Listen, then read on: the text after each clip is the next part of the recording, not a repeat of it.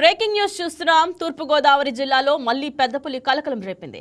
15 రోజులుగా పోలవరం జిల్లా ప్రజలకు కంటి మీద కొనుకు లేకుండా చేసిన పెద్దపులి ఇప్పుడు గోకవరం మండలం మల్లవరం అటవీ ప్రాంతంలో సంచరిస్తోంది. పెద్దపులి పాద ముద్రలు గుర్తించిన అటవీ అధికారులు వెబ్బులి కదలికలపై మల్లవరం, భూపతిపాలెం, సూరంపాలెం, నడ్డి చెరువు ప్రాంతాల్లో ప్రజలను అప్రమత్తం చేస్తున్నారు. సింగారమ్మ తల్లి తీర్థ మహోత్సవ నేపథ్యంలో మరింత అప్రమత్తమయ్యారు. ఎప్పటికప్పుడు డ్రోన్ కెమెరా ద్వారా పులి కదలికలను గుర్తిస్తున్న అధికారులు స్థానికులు అప్రమత్తంగా ఉండాలని సూచిస్తున్నారు.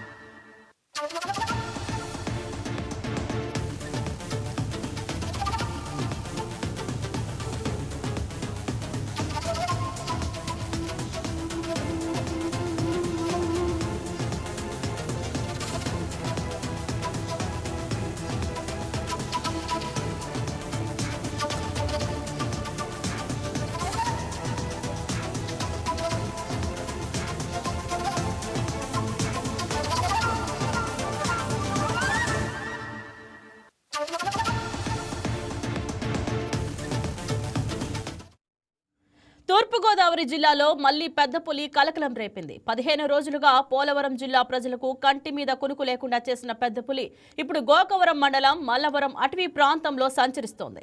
పెద్దపులి పాదముద్రలు గుర్తించిన అటవీ అధికారులు బెబ్బులి కదలికలపై మల్లవరం, భూపతిపాలెం, సూరంపాలెం, వడ్డీ చెరువు ప్రాంతాల్లో ప్రజలను అప్రమత్తం చేస్తున్నారు. సింగారమ్మ తల్లి తీర్థ మహోత్సవం నేపథ్యంలో మరింత అప్రమత్తమయ్యారు. ఎప్పటికప్పుడు డ్రోన్ కెమెరా ద్వారా పులి కదలికలను గుర్తిస్తున్న అధికారులు స్థానికులు అప్రమత్తంగా ఉండాలని సూచిస్తున్నారు.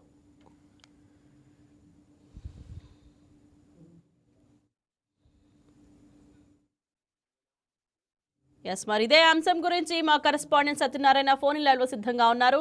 గుడ్ ఆఫ్టర్నూన్ సత్యనారాయణ, చెప్పండి అసలు ప్రస్తుతం పెద్దపులి కనిపించిన ప్రాంతం ఎక్కడ, అక్కడ పరిస్థితి ఎలా ఉంది? Good afternoon Indraja. ఇక్కడ తూర్పుగోదావరి జిల్లాకి మళ్ళీ రీఎంట్రీ ఇచ్చినట్టు కూడా పెద్దపులి అధికారులు అయితే చెప్తున్నారు. గత 15 రోజులుగా కూడా పోలవరం జిల్లాలో గిరిజన గ్రామాల్లో ప్రజలు కంటి మీద కునుకు లేకుండా కూడా ఈ పెద్దపులి సంచారం అనేది జరుగుతుంది. అయితే ఇప్పుడు గోకవరం మండలం మల్లవరం గ్రామంలో శివారు అటవీ ప్రాంతం వద్ద ఈ పెద్దపులి పాదముద్రలు అయితే అటవీ శాఖ అధికారులు అయితే గుర్తించారు. ఈ పెద్దపులి కదలికలపై మల్లవరం, భూపతిపాలెం, సూరంపాలెం, వడ్డీ చెరువు ప్రాంతంలో కూడా ప్రజలను అప్రమత్తం చేస్తున్నారు.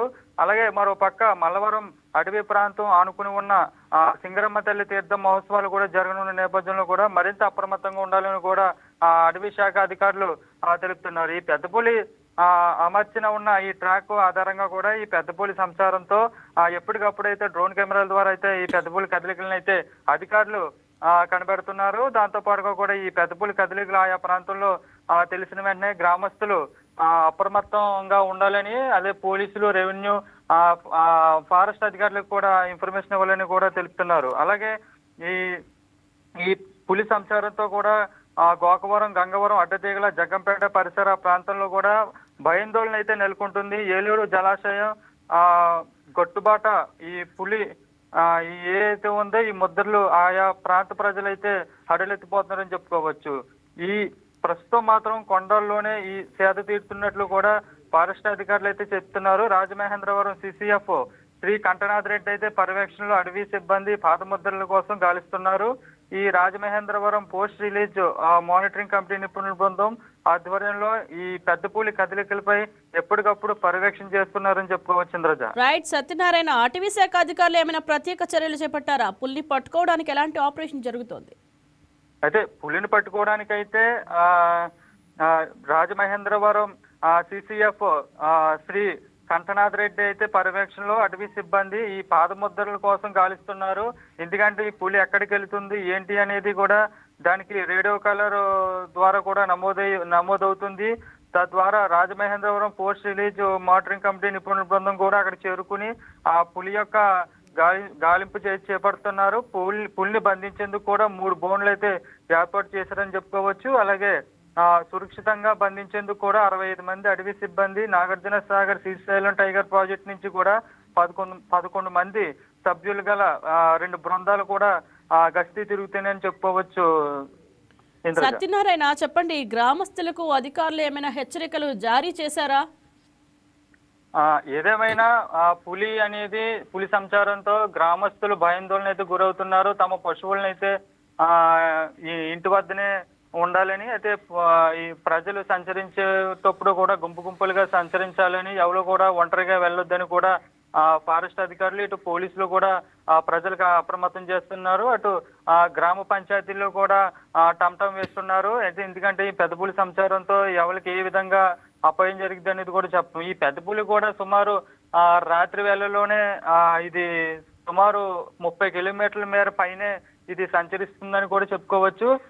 ఎవరు కూడా ఒంటరిగా కానీ రాత్రిపూట్లుగా ఈ తమ పశువులను అయితే సురక్షిత ప్రాంతంలోనే కట్టుకోవాలని కూడా చెప్తున్నారు ఇంద్రజ.